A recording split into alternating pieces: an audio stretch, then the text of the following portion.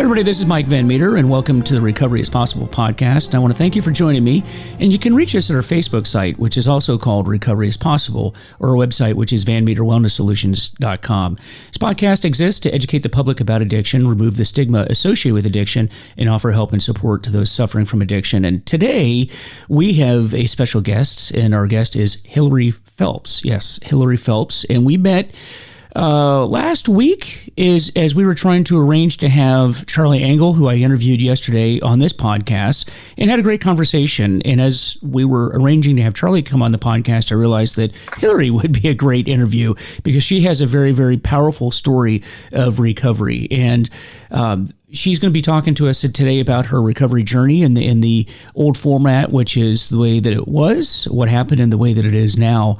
And I love hearing those stories. You know, with COVID, over the last couple of years, the number of in-person meetings has just not been existent. That's starting to change a little bit, thank goodness. But I always enjoyed, if that's...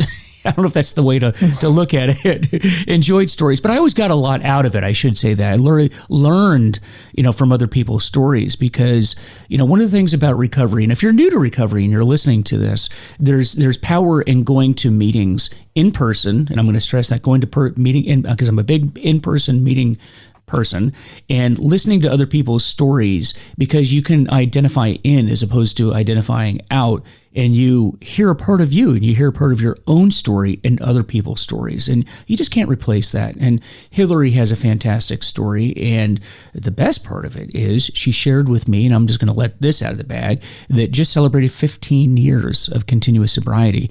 And anybody that's been around the recovery world for a while knows that's a big deal. That is a big deal. And so I just want to start off with congratulations to that, Hilary, and welcome to the show.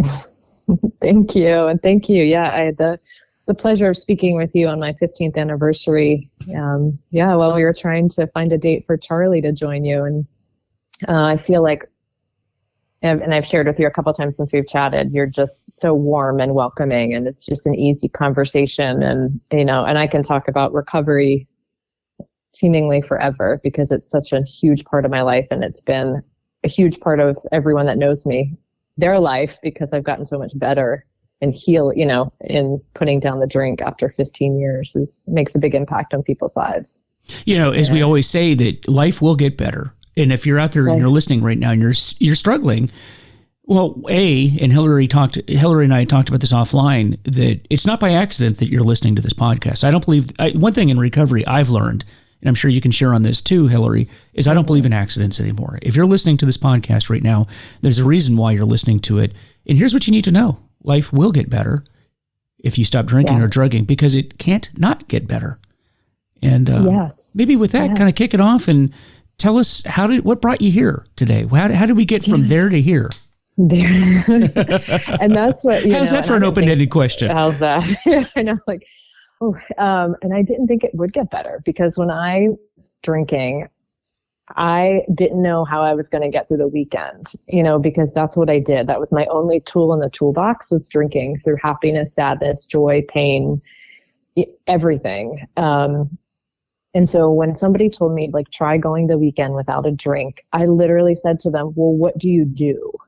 What do you do on the weekend if you're not drinking, recovering from the drinking, sobering up, not sobering up, but nursing your hangover, or looking for plans, which include drinking alcohol. And I didn't know, I remember being so terrified, and people saying, and what I realized was that I was just scared to live, and by drinking and pouring alcohol in my body, I could live in this non-existent space of just existing and not living.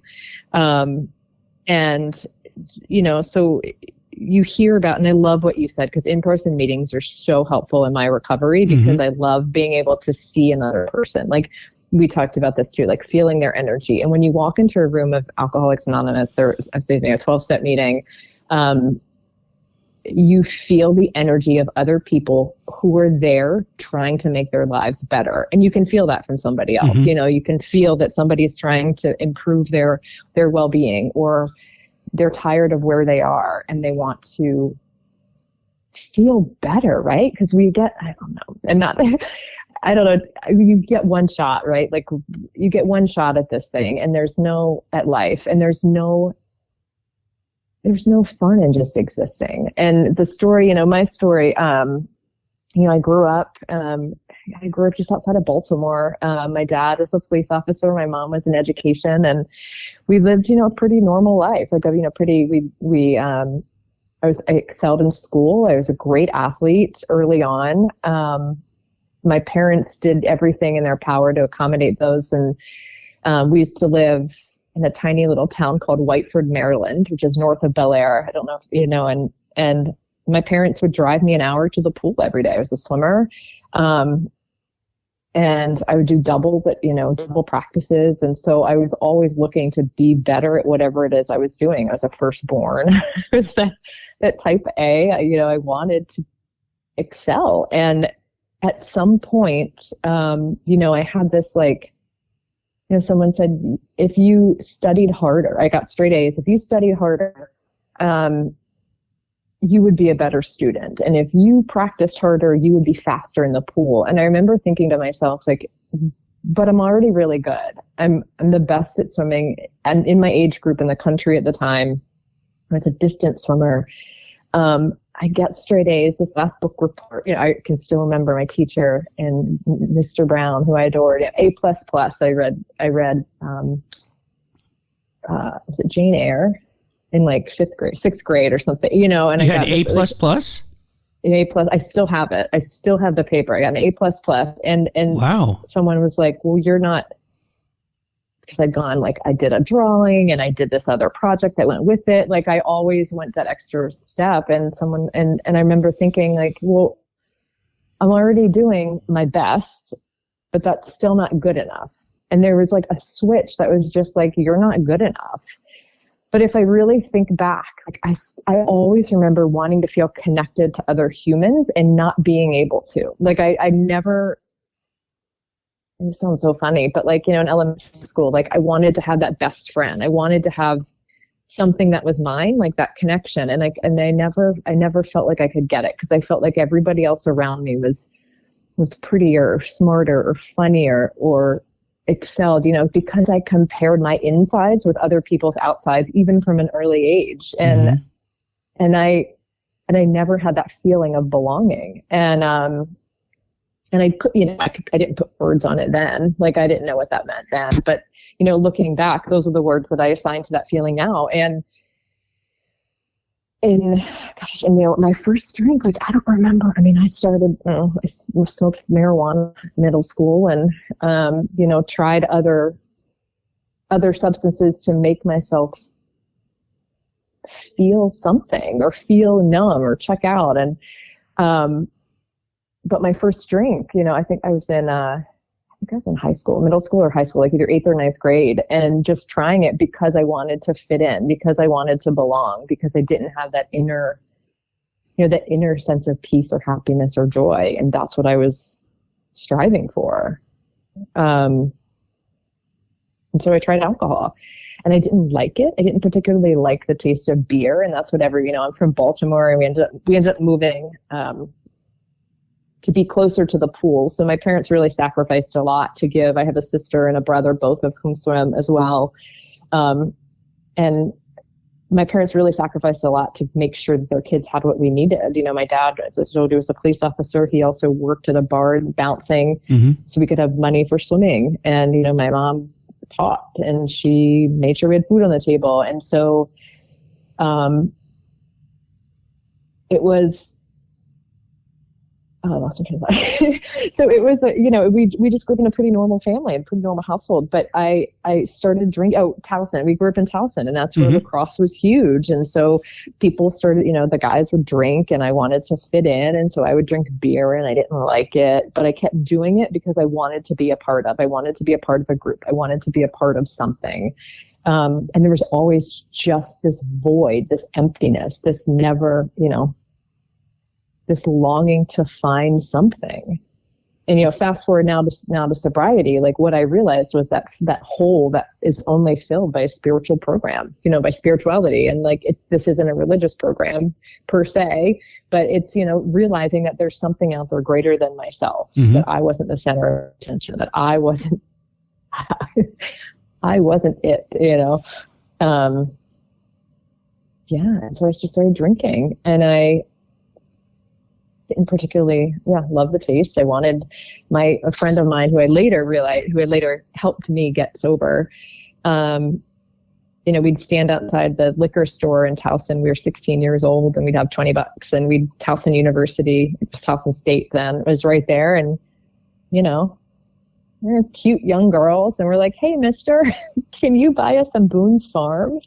And we would Boone's Farm. All right. Oh, Boone's Farm. Yeah. I mean, at least tasted somewhat good compared to beer. And so we would split a bottle of Boone's Farm and just hang out in a field, with other high school kids. And at the time, I didn't have a lot of consequences in high school other than, my grades started slipping. I wasn't as good in swimming. I would show up to practices in high school drunk or high. And I was just getting by. At the time, my brother and sister started to excel in swimming, and my parents got divorced. And, at that time, then a lot of the focus went to my brother and sister who were excelling in swimming, and I kind of faded into the background. And I felt like I faded into the background. Maybe that wasn't because I feel like as an alcoholic, sometimes I have a warped sense of what reality is. When I was drinking, like my perception of people, places, and things weren't always an accurate assessment. And I just existed, and I remember in high school, my sister went to the Olympic trials when I was 18, when I was a senior in high school. My sister was the fastest swimmer in the world at age 14. She was third in the world at age 14. She was on track to make the Olympic team. We swam in a program that was known for producing Olympic athletes. And so my mom was traveling with her. My dad was traveling with her. And I remember one night, I think I got alcohol poisoning, and I fell and I broke my nose, and I smashed it on the table. I didn't tell anybody. And I have never told this story publicly. And I woke up the next day being like, oh my gosh, what happened? And then I got in a plane and I flew to Olympic trials where my sister was competing to meet my mom. My brother and I flew out together. Fast forward to my college, college intake. So I was an athlete. I got a scholarship to swim at the University of Richmond. I had a full scholarship. So it was pretty decent swimmer. It's Division I. And I went to my high school. I mean, they do physicals. They do physicals before you participate in athletics in college. Mm-hmm. And the pediatrician was like, when did you break your nose? You have a deviated septum. So maybe I didn't break it. It was like deviated and it was cracked. And I was like, oh my gosh. Because I didn't even realize. I just kept going. I was drunk. I was in blackout. And I remember looking at her. I'm like, I'm a swimmer, and I hit my face on the wall, which is like, just. No, wait. No, so you had broken your nose. Now, this is some time later, right? This isn't recent. Was this some time earlier? This is when I was a senior in high school. It would have been March because my sister was at the Olympic trials. So it was in March of, 96. So you in other words, the deviated septum would have been there for a while. This wasn't, we're not talking a couple of weeks. This is years. This is a couple months. Oh, a couple months. A couple months. Mm-hmm. Yeah. And so she's like, doing all the checkups, making sure. And she's like, what happened to your nose? Your nose is cracked. Like your septum is cracked. And I was like, or you did something, like there was trauma. And I remember thinking, oh my gosh, I didn't do anything. I was like, oh my gosh, I did. I face planted a table when I was drinking. And I just, made up a lie. And it was kind of like, and that's kind of what I did to cover up my drinking. And you hear these stories about alcoholics protecting your drink, protecting your ism, protecting your alcoholism. Like It was my best friend. It was and I didn't, realize it at the time. And even in high school, I remember thinking, and I don't know where it came from. I had, young love. I was dating a guy, and he had, kissed another girl, and it felt like the end of the world. And I remember grabbing a bottle of Goldschlager thinking, this is going to fix it. This will make me feel better. This will make me forget what's happening. And I don't know where that came from. My parents will tell you, depending on who you ask, like there's some problem drinking potentially on both sides. But I also come from a family where, I was told if you just look good on the outside, it doesn't matter what's happening on the inside. If people think you're okay, if you look the part, if you look happy, then that's okay, and we didn't talk about a lot of things. We didn't talk about struggles, and so I just learned to kind of deal with it, and eventually it'll just go away. And so what that looked like for me is swallowing down all of this pain, trauma, sadness, whatever it was, with alcohol. And eventually that comes up. Eventually it has to come out somehow. And, I went to college, and I thought college is a great place for an alcoholic because you can hide it pretty well. You can always find someone to drink with you. You can always find, again, like comparing your insides to somebody's outside. Like I assumed everybody else was drinking like me, but I was a blackout drunk. I mean, I would drink to black out. I would drink to forget. I would drink to numb. And so I did things I wasn't proud of. I found myself in situations I would never be in without drinking, like getting in a car with a stranger and driving out to rural Virginia. I mean, that's just not smart, as a college age kid and with another friend. And we're like, oh yeah, we're going to go hang out and play pool. It's like, we don't even know these people, it's just making decisions that weren't wise or safe. And by the grace of God, they say God protects babies and drunks. And I find that to be true because I found myself, in situations, I mean, going the wrong way on the metro and ending up in Branch Avenue at 2 a.m., like here to live in DC, and I meant to go to College Park where my car was because I was going to drive my car drunk the rest of the way home. Things like that where it's like, by the grace of God, I've been saved and I'm not dead or severely injured. And I don't, and I don't take that lightly, and I don't forget that. And, and being a blackout drunk, I drank wine because I was like, well, wine isn't what drunks drink. Wine is cool, and wine is, chic. And so it's culture. But I would never, it's culture. I love that. I drink that's what I would told wine. myself. Yeah, red wine or champagne, but it wasn't really champagne. It was like J. Roget sparkling wine for $3.99 at CVS, But it was like,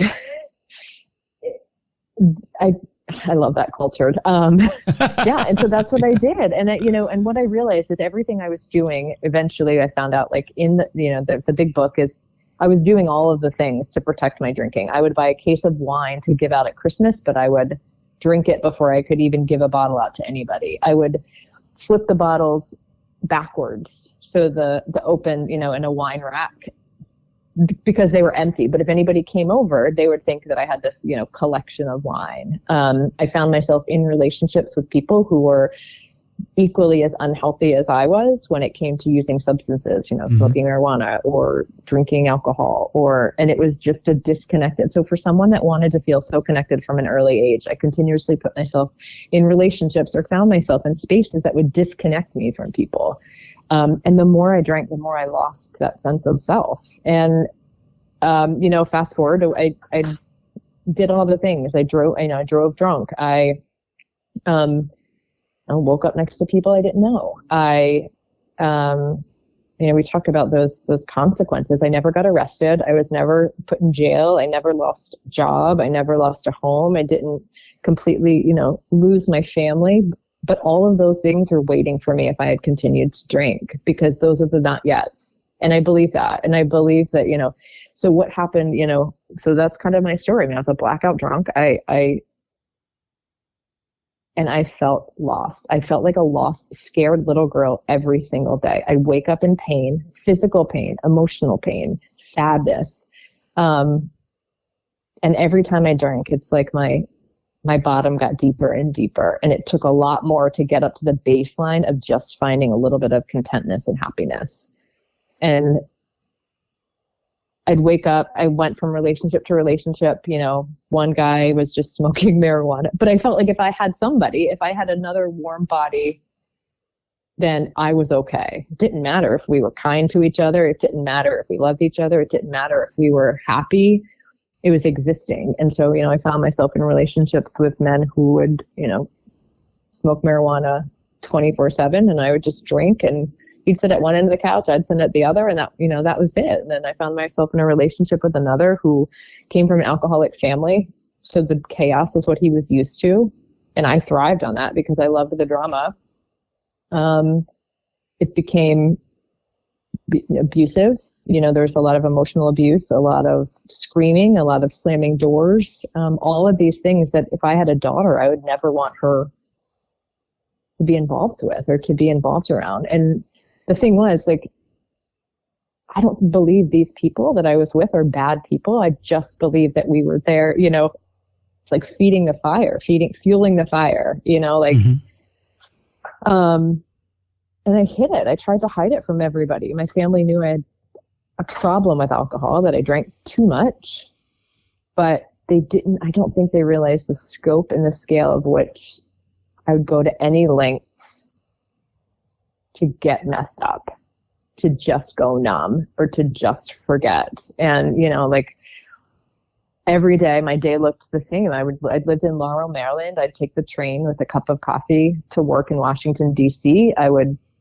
kind of do my job. I mean, I would do my job, but, you know, I was just checking in, checking out. And at home, I would pour wine into my my coffee cup, and I would drink it on the way home. And then by the time I got home with, you know, the person I was living with, like I would already got a head start, and then we'd drink 2 bottles of wine at least every night.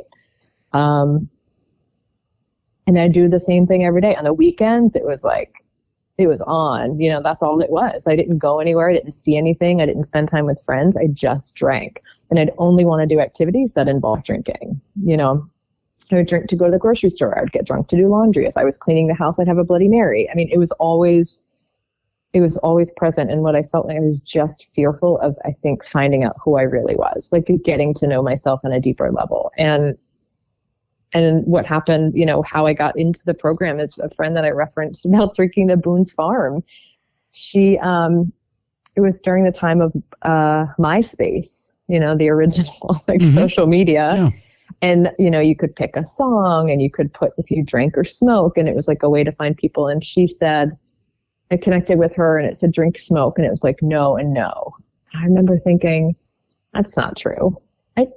We used to smoke and drink and do create, you know, this is what? And so I reached out to her because at the time I knew that I started to question my drinking. And she was like, your elevator's going down and you can get off at any time.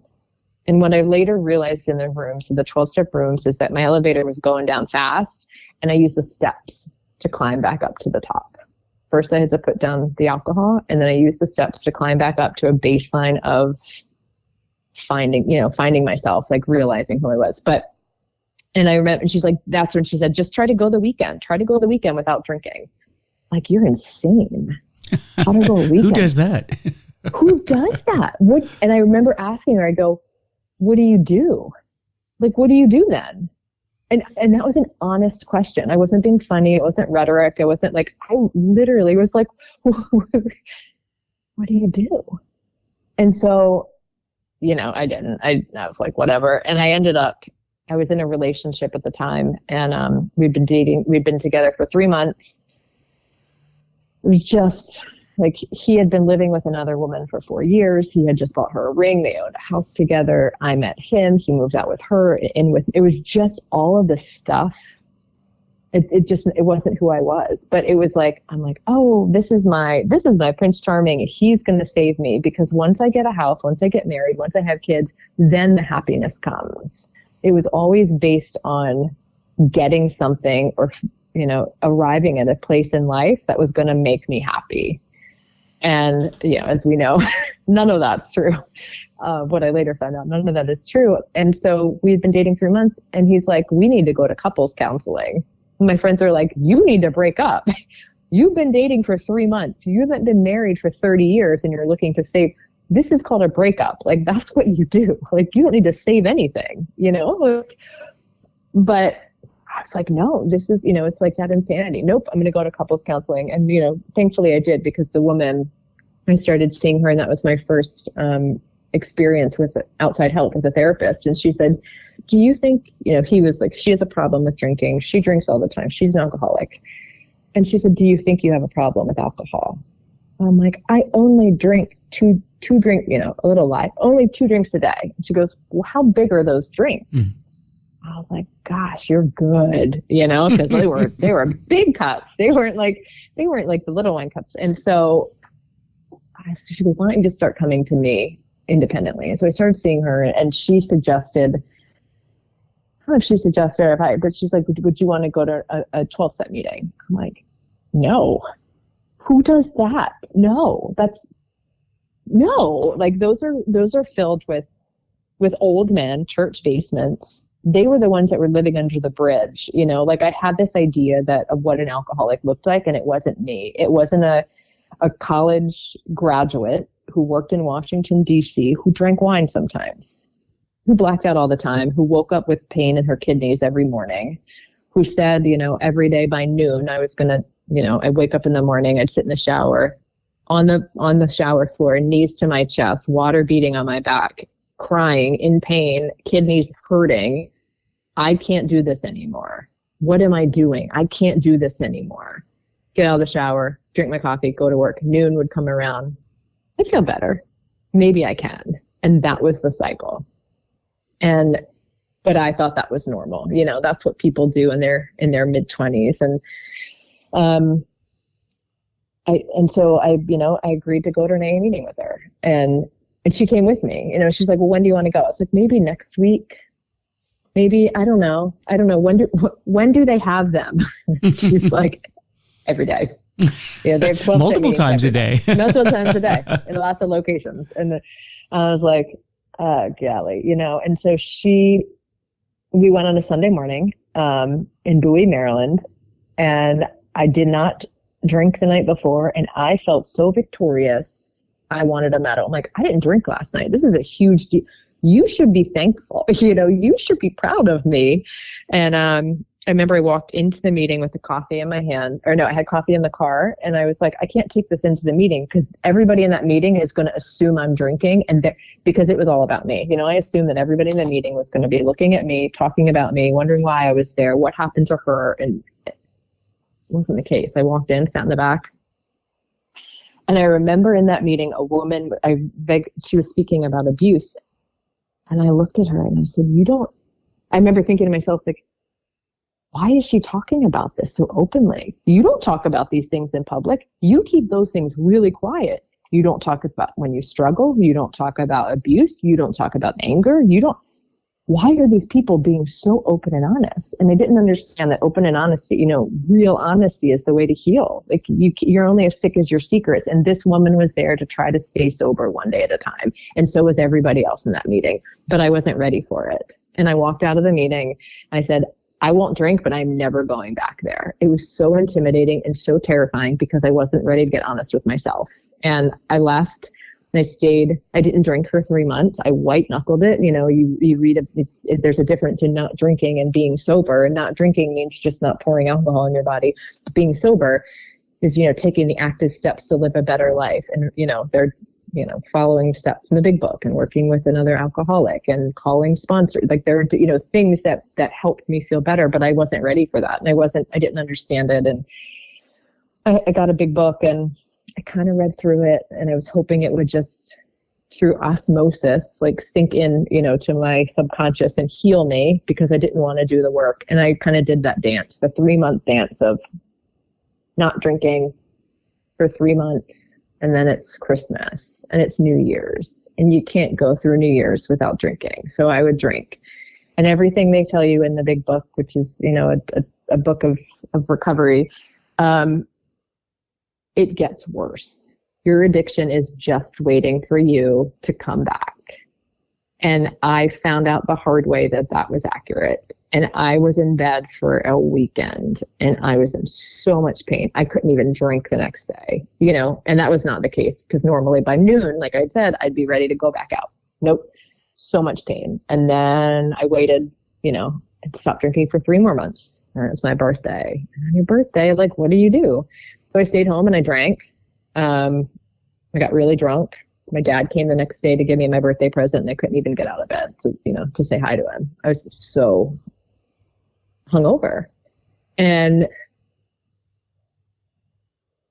looking back, like I can't imagine the sadness, you know, like, because my dad would say, like, you've got to stop this. Like, you've got to get help. Like, what do you, like, this isn't you, you know? And I'm like, it's just the anger, the protection of, you know, protecting my ism, protecting my alcoholism. And, you know, I continued and I ended up leaving that relationship because it was, I mean, yeah, it's just me and my alcohol. We moved down to DC. I was working in Washington and it was on. And at that point, that was when my drinking stopped working for me. You know, you hear these stories of when it stops working. And I drank 2 bottles of wine one night. I ran out. I walked across the street. There was a hotel to where I was living and I drank 6 glasses of wine in 30 minutes. And my preface is they were the little ones that you get at a restaurant, you know, not the big ones I was pouring at home. Mm. And it didn't work. I just got sick. I went home and I threw up. And I was like, you failed me. My best friend has finally failed me. This isn't working anymore. And I don't understand why. And you know, because you hear these stories when it just stops working, and it stopped working for me because I was chasing that next best drink, that next best high, that next best feeling of whatever it is that I wasn't getting. And I didn't know, you know, I didn't know what to do. And I just kind of chalked it up like, whatever. And then the relationship that had ended, he was like, you know what, like, if you don't get help, I'm going to tell your family how bad this really is. And I remember thinking, I don't want my family to know how I'm bad. They'll be so disappointed in me, you know, and they knew I was a problem drinker and they knew I, you know, struggled, as I just said, like my dad had seen me like crumpled up in bed, but there was something about that. And so I started to contact some outpatient rehab facilities because I was like, if I go inpatient, then that means I have a real problem. And I'm not willing to admit that I have a real problem. So I'll go to these outpatient, you know, facilities. And I did, and I checked into one and would go after work. And, I did this dance. I'd wake up, go to work, go to outpatient, come home, wake up, go to work. And they had this feelings management, the 3rd hour. And it was everything I never knew I needed. She talked about all the things that I was feeling in my body, the clenched jaw, the fact that I walked through life with my fists balled up, just waiting for somebody. I didn't want to physically fight anybody, but I was just like bracing myself for the next bad thing to happen. And I didn't realize that my shoulders were at my ears. My jaw was clenched. I was in this fight or flight mode all the time. And slowly I started unraveling, and I started, you know, my shoulders dropped from my ears, but drug and a prescription that, you know, that would, if you drink, it won't work. Like it won't absorb in your body and you just get sick. And so I think it was, you know, intended as a deterrent. And so we, go every day. We'd check in, say how we were feeling. And the first couple of days, you know, they call this pink cloud. I was like, I'm feeling great. I'm not drinking any alcohol. I'm, you know, kind of sleeping better. Like, this is great. And then about 2 weeks in, it wasn't great. And I was sitting in there and I just started to cry. And I don't know why. It just started to come up. And the thing that I liked about it was they told me, they're like, these are all the emotions that you've poured alcohol on top of for all of these years. They're going to come out eventually. It's going to come out, you know, and I just started crying and I was sobbing. And I said, I don't know what's happening. I don't know what's wrong. I'm sad. I'm confused. I'm scared. Like all of these things are happening at once and I don't know what to do about it. And I don't know. And they clapped for me. And I remember thinking, like, you're crazy. Why are you clapping for me? This is embarrassing. I'm telling you that there's something wrong with me and you're happy. And they're like, yeah, you're only as sick as your secrets. You've got to let it out. You can't keep stuffing it down. because it's going to come out, it's going to come out eventually. And, go back on Mondays and they say, what meetings did you go to this week? And I was held accountable. And so I would go to meetings and I'd get numbers. And the craving to drink was lifted pretty quickly for me. And I was pretty grateful for that. But I did have a craving around 6 months. I had been sober for 6 months and I had a craving and I shamed myself. I'm like, you should be perfect by now. Why are you having these cravings? This isn't how it is. And I went to a meeting and I shared about it. And people said, yeah, that's pretty normal. Mm-hmm. I was like, what? And so, for me, those meetings were so important. We're a community of people that understood exactly what I was feeling. And that's all I wanted. So what I found is that going into the meetings, the 12-step recovery meetings, is that I got that sense of community, because not everybody could understand what I was going through, but there was at least one person that would say, I understand. And I felt less alone. And the more meetings I went to and the more people I talked to, the more I realized is that I'm not unique in my suffering, but there's a collection of other people that feel the same way I do. And we are all in this one space trying to be better. And that's what I wanted. And that first year of sobriety, I did every single thing that my sponsor, I worked with a woman that had 15 years now, right? Like 15 years seems like a lot because I was like 6 months. And you and I talked about this offline. It's that those first month, 3 months, 6 months, those are way harder than 15 years. Oh, I think, yeah, definitely. Yep.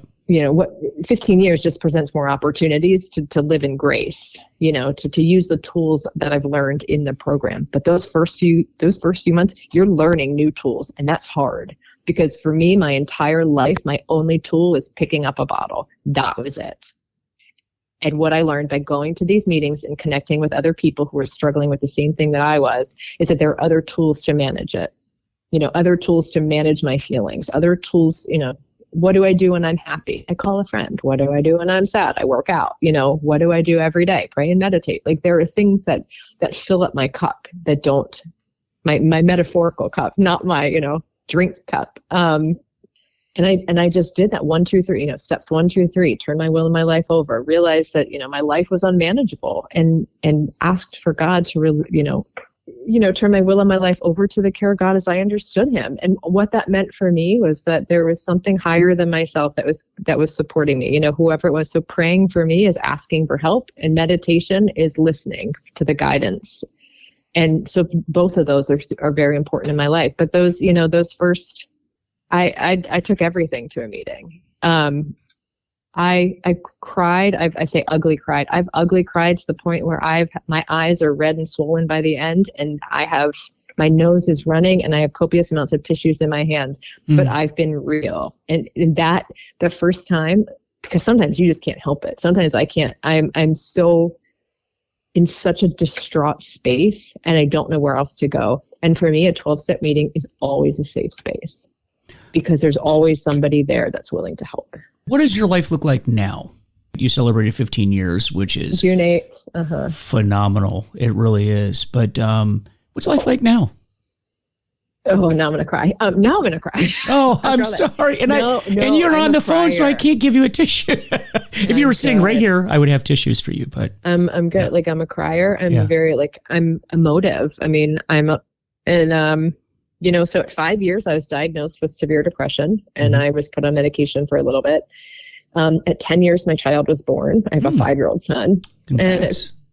And at 15 years, I finalized a divorce. And so I've been through a lot these 15 years, like some good, some challenging, but they've all been, it sounds so cheesy as I'm about to say this, they've all been character building. And, but every single problem I took into the rooms, and people were able to help and make me feel, less alone. Last year, I mean, I could go on for a very long time about, the pandemic and how, unfortunately, meetings were closed down. Things like alcohol stores, the sale of alcohol was like 200% increase or something. I mean, I've seen the stats. Yeah. They were open, alcohol delivery, but alcoholics couldn't meet, even in an outside space. I mean, it was, and the people in my meetings who relapsed on things like vanilla, on mouthwash, it's hand sanitizer. Yep. Yeah. Yeah. I've seen it all. Yep. It makes me so angry and upset because not only are we not able to get the help as addicts that we need, but it's I felt, my opinion, that it was contributing. I mean, the use of alcohol went up. I feel like alcoholism has risen. The death, I mean, you and I know the stat that, in 2000, more people died from alcohol related deaths and alcoholism than COVID under 65. Yep. Those people under 65. I mean, alcoholism kills 3 million people every year, but it's not something that's, I mean, so like I feel like I can go on a rampage. Okay, but what's my life thing now? So, COVID was very hard because I had to, go to the Zoom meetings, which was fine, but it was like putting a Band-Aid on, right. It's not the same as walking into a room of people who are all there for the common purpose of being better that day, putting down a drink and connecting with another alcoholic. And I never understood when I first, got sober. I was like, I have to go to these 12-step meetings every day. I have to. Now I'm like, I get to. I'm so grateful that there are other people who welcome me with open arms every time I walk into a room. Like, I'm grateful I get to. I don't have to. I get to. And this is a gift. And it's so funny how your perspective changes, and now what I've realized was, and I think I shared this with you offline, is that I was very private about my recovery for a very long time. And 15 years was the first time that I spoke about it openly. And there are friends that know I don't drink, but didn't know why. And what I've realized is that it's more important for me to put my voice out there because it's hard for women to get sober. I mean, it's, and I didn't realize this. Someone said to me, how hard is it for you as a woman to walk in and maybe there's only men in the meeting? And now I don't realize it. But in the beginning, I was like, oh yeah, is this a men's meeting? And they're like, no, all are welcome. And I think that there's a lot of shame around women. I mean, even in, in the big book, it was written, in the 30s or something, but like, it wasn't as common for women as it was for men. And I still find that there's a greater stigma around females who are addicts than there are around men. And I think that can sometimes be hard for women. And so what I realized is that lending my voice to that and saying like, hey, look, I have 15 years. I did it. It's the hardest thing I've ever done, but it's the best thing I've ever done because it radiates out into every other area of my life. And because of that, I now live a full life of genuine connection and pure happiness, pure sadness too. I mean, don't get me wrong. Like I feel everything, but I feel everything. I'm not numbing. And when I got sober, the last time I went out, there was Pride Parade was happening in DC, and I lived in DuPont Circle when I first moved to DC. And I remember feeling so sick because I was so hungover. And what I realized is people are living their lives. People are genuinely happy and living it. And I was existing. I was floating through life without a purpose, without feeling, without anything. I was just floating through life numb. And so that's when we said early on, like, life gets better. It is a beast and it is hard. And it is, getting sober is hard, but we don't do it alone. We do it with other people. And that's the beauty of it. And that it's this collective healing of people that want to be better. Yeah. And now, when you talked about going to meetings, there's a shift. I've had people say to me, and maybe you've had this as well, hey, so you still go to meetings. Why do you have to do that? Do you have to go to meetings all the time? And I go, no, you don't get it.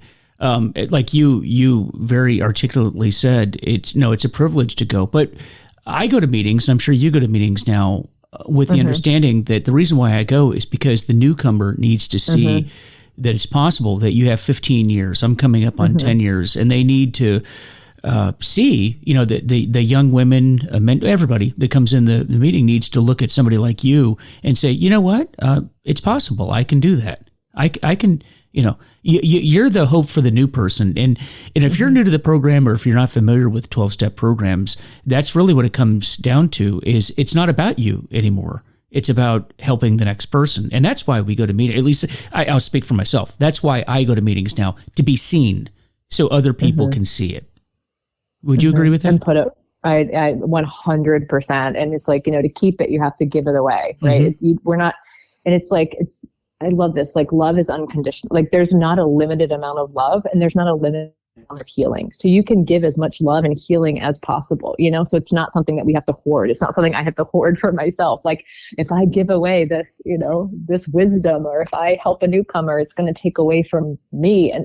And that's not the mentality when it comes to 12-step programs. The mentality is that helping another helps me. And I didn't understand that when I came in, and I understand that now, because like, I think good people want to help others. We want to, we want to offer the hug. We want to offer the call. Like, when somebody calls me, like, I'm having a bad day, I'm like, okay, let's just talk. Because 9 times out of 10, if you're having a bad day, there's somebody in a meeting that's having a good day, and they're going to help talk you through it. Because when I'm sitting alone with my own thoughts, I can create anything. I can tell myself that I'm the worst person on the planet. I can convince myself that the world is coming to an end. But when you start to talk to another alcoholic or addict and you say, hey, what about this? And they're like, but have you thought about it this way? And you're like, oh, no, I didn't. And they're like, so what if it really does work out? Or what if it really does X, Y, Z? Like, maybe you're maybe you're wrong. Like, maybe it doesn't work out the way that you think it will. And it's like, oh yeah. And sometimes you just need another person to look at you and say, like, I see you. I love you.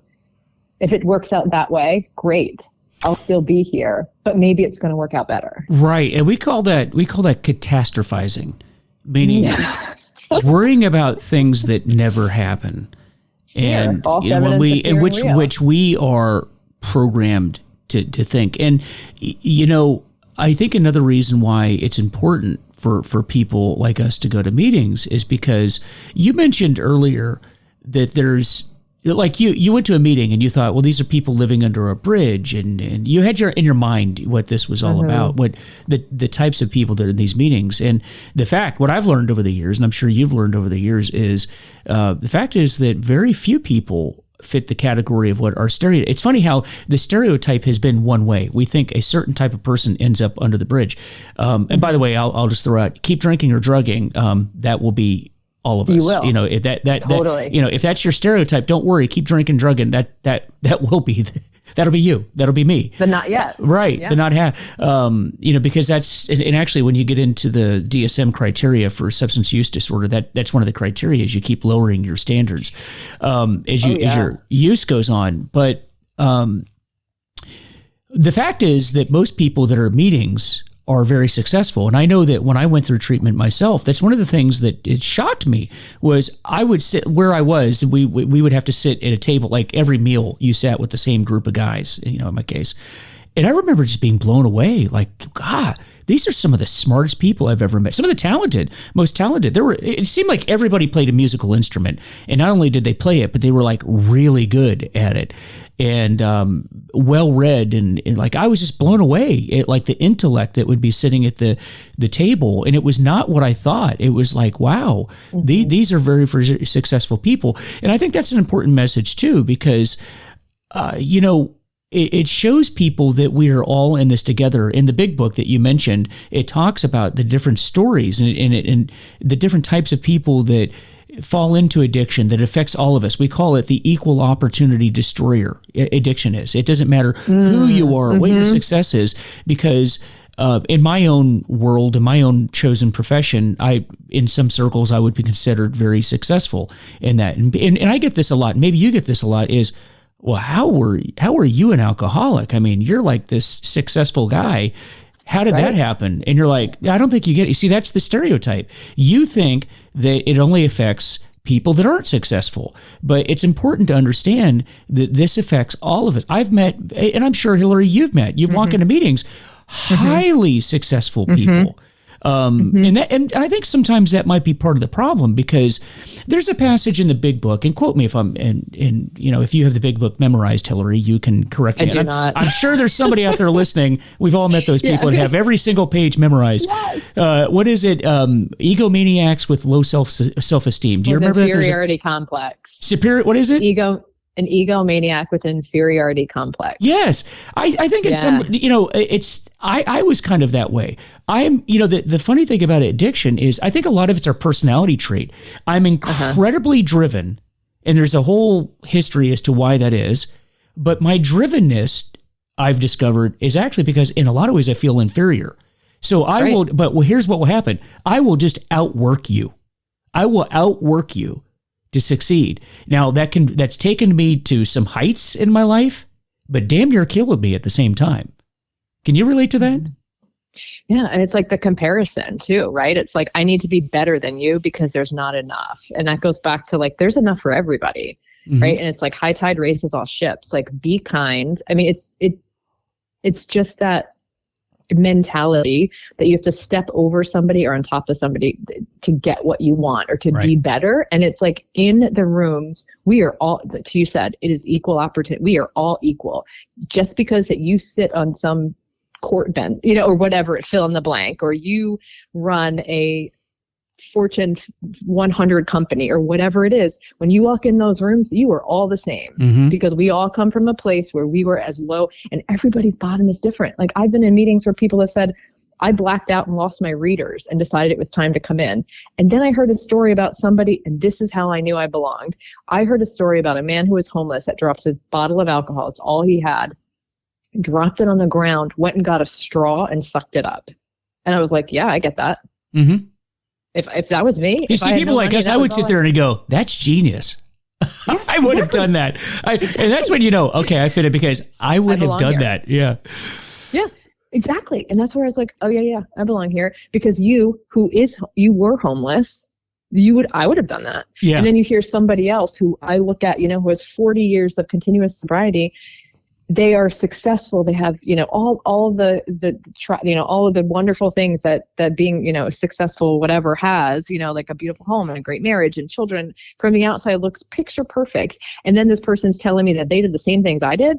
I'm like, oh, yep. Oh, yeah. that makes me feel a part of. That makes me feel okay. And that makes me know that I'm in the right place, because by doing the steps that you've done and taking the actions that you have makes me potentially greater, closer to the things that I want.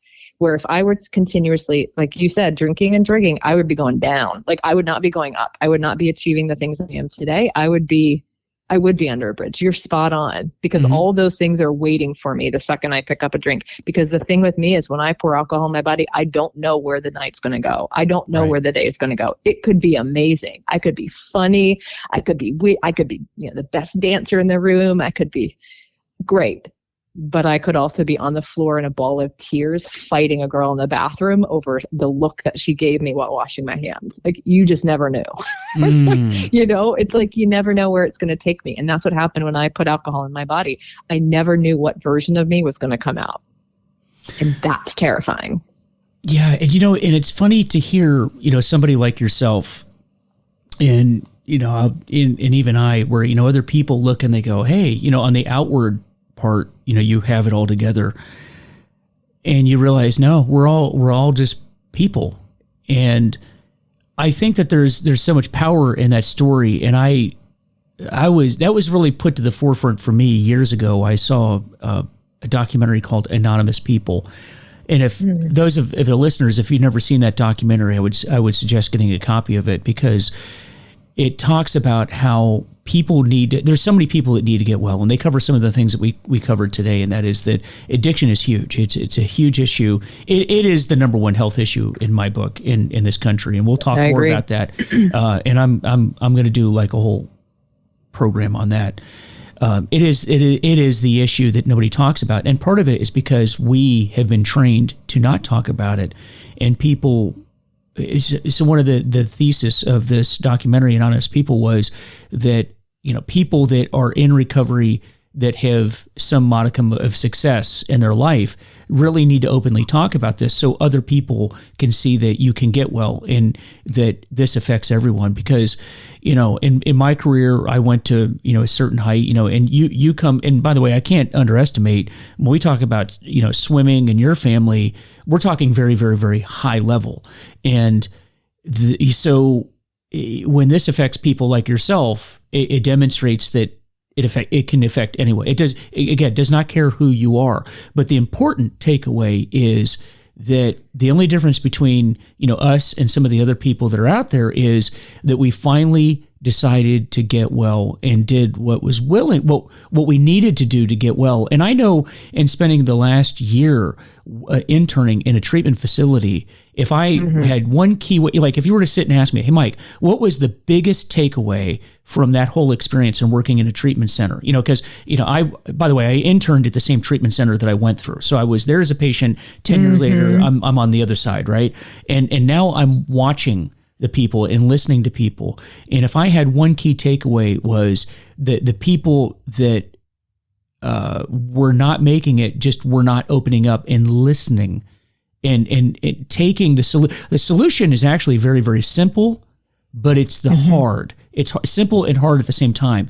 Just being willing to do and accepting that the disease that you have is what it is. And you ain't changing that. It is what it is. Yeah. And don't try to figure it out, right? It's a simple program for complicated people. Like absolutely. Don't overthink this damn thing. Just accept it. Right. Just accept it and roll with it because your life will get better. And I think that like you started off this program by saying you thought your life, when you gave up drinking, you thought your life was over. That's what I thought. But in reality, no, it opens up your, what I heard it said once, you can either give up everything to do one thing, or you can give up the one thing to be able to do everything. Oh, I love that. Yeah, I heard it once somewhere. I can't take credit for it. I heard it. See, those are the types of things that you hear at meetings. But yeah, exactly. And you pass it on. And that's like, I went to Books A Million, right, in DuPont Circle when it was there. And I went to the self-help and I got every book I could on recovery because I wanted to understand it. I wanted to know why. I wanted to know. Nothing helped except walking into a meeting and talking to another person that's struggling, not working to another person that's sick and suffering, talking to another alcoholic, asking what they did, getting little tidbits like you got, like for me, the fact is, when someone said that girl, the elevator's going down and you can get off at any time, it put the choice in my hands. It was up to me. There is not a single person that's going to do for me what I can do for myself when it comes to recovery. That's right. I can't, I wanted a doctor to give me a pill. I wanted the doctor to say, something other than the fact that I had to do it myself. And that's the hard part, is that there's nobody else that's going to give you the peace of mind, the joy, or anything else. You've got to work for it. And the work is going to meetings, working the steps. For me, that's what worked for me, and everybody's program is different. And that's the thing. It's a program of suggestion. You do with it what you want. Yeah, that's something else I learned too in this whole process in getting into the educational side of this is that when you go to a meeting and correct me if I'm wrong on this, and I just and we can wrap up with this. I know with people that I sponsor that are new to the program and we would go to meetings. And I give sort of like homework to sponsees. Show what kind of a sponsor I am. I want you to look at the room because I'm a people person, right? I want you to look at the room and listen to people.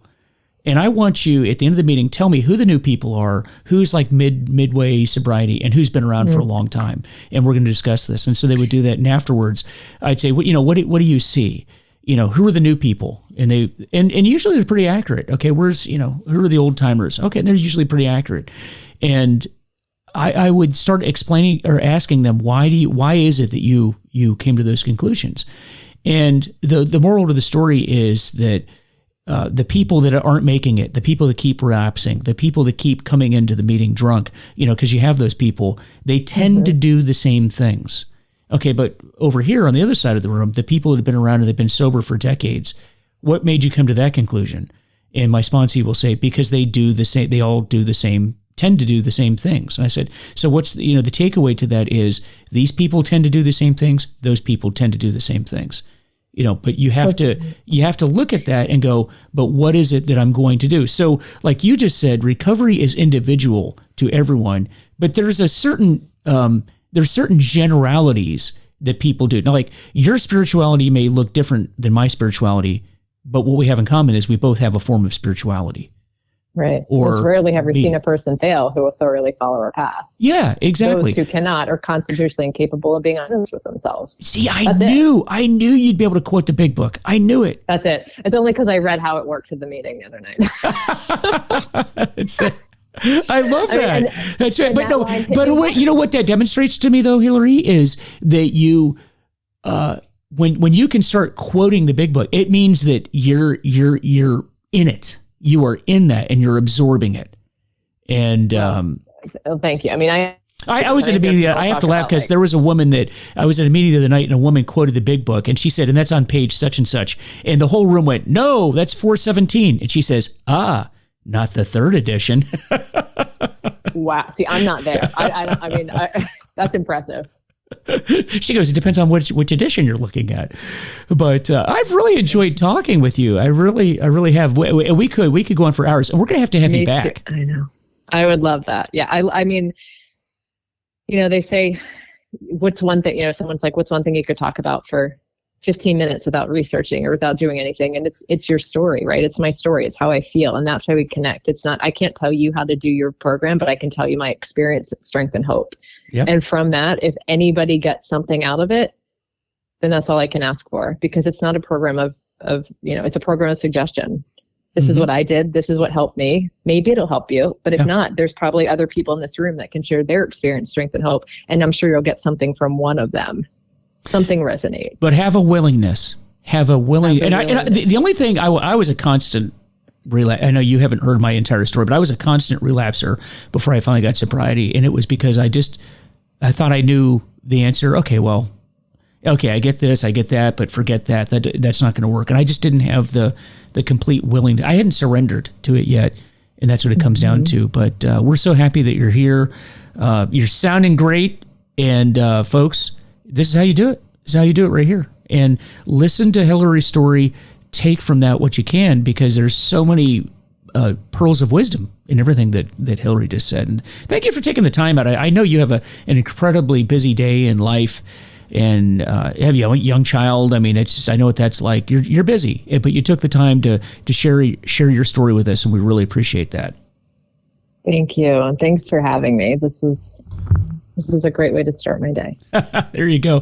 Hey guys, so as always, I'd like to say, I don't represent any group, and Hilary doesn't either. Even though we talked about groups here today, we don't represent those groups. No one does. Understand that. We're just giving our experience and what we do, because we don't represent anyone other than ourselves. And our only purpose in giving this information is to share with you what we've done, because it's helped us, and maybe it will help you too. So if I've said anything, or if Hilary said anything that doesn't apply to you or you don't agree with, then just discard it. But try to take any information that you can use for yourself and to help others as well, because that's what we do in recovery. We help ourselves along the way as we try to impart the knowledge that we've gained to others as well. And so with that, again, please visit our Facebook page, Recovery is Possible, and our website, which is vanmeterwellnesssolutions.com, and let me know how I'm doing, and let me know if there's a topic that you're interested in hearing about, because I'd love to hear from you. Hey, Hilary, I didn't ask you, do you have any social media that you'd like to throw out to the listeners? If not, that's okay, but I didn't ask you that. Yeah, I do. I mean, I'm on Twitter at Hilary Phelps, HILARY PHELPS. And same with Instagram, but there's just an underscore after Phelps. So it's Hilary Phelps _ on Instagram. And if anybody has questions, wants help, suggestions, I'm available. I mean,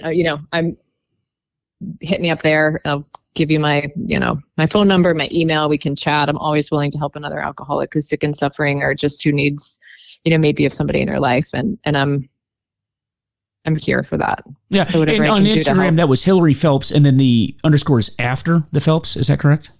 That's correct. Okay, yes. Great. Well, thank you so much for that. And thanks for coming on the show. Thanks for having me. Yeah. I look forward to talking again soon. Yeah. Everybody, you take care. Enjoy talking with you. And we will see you next time. Appreciate you joining us. Take care of yourselves.